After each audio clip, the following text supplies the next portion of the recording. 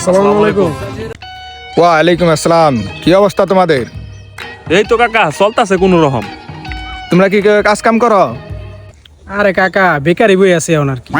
কাকা চাকরি বাকরি তো পাইতাছি না। আচ্ছা বাবা, তুমি কি করো? কাকা আমি তো একটা ছোটখাটো জব করি আর কি। মাশাআল্লাহ, কি জব করো বাবা? কাকা আমি তো কন্টেন্ট ক্রিয়েটর। কন্ট্রাক্টর? কি এর কন্ট্রাক্টর করো?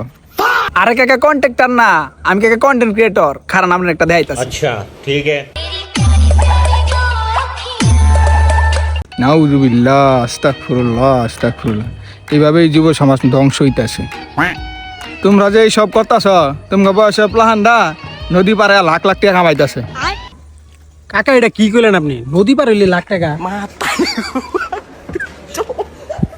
আরে তোমরা কোন জগতে পড়ে আছো? নদী পার হইলে ইটালি। কি কোন কাকা? ইটালি? কাকা আমার অনেক দিন ধরে স্বপ্ন ইটালি গিয়ে আমি টিকটক বানাবো। একবার কইলাও তুমি রাজি, আমি ঘটক ফাটাইমু। না বাবা, তোমার যদি আমি ইটালি পাঠাই তাহলে আমার এজেন্সির নাম খারাপ হইব। তোমার লিবিয়া পাঠাবো। কাকা তাহলে আমাকে একটা ব্যবস্থা করে দেন। তোমরা হইলো আমার এলাকার প্লাহান, তোমাকে অধিকার আগে। কাকা তাহলে টাকা পয়সা কেমনি কি? আরে তোমরা হইলো এলাকার প্লাহান, তোমার লাগে কি টাকা পয়সা সম্পর্ক আমার? মানুষের কাছে 20 লাখ টাকা নেই, তোমরা হইলো এলাকার প্লাহান, তোমার কাছে 10 লাখ টাকা করে নেমুনি। কাকা একটা কথা কই কাকা, রাগ করেন না। আমরা তো আপনার এলাকার পোলাহানি, আমরা তো ইটালি যে কাজকর্ম করি, টাকা পয়সা কামাই, পরে কিস্তি আপনার টেড়া দিয়ে দিব মনে।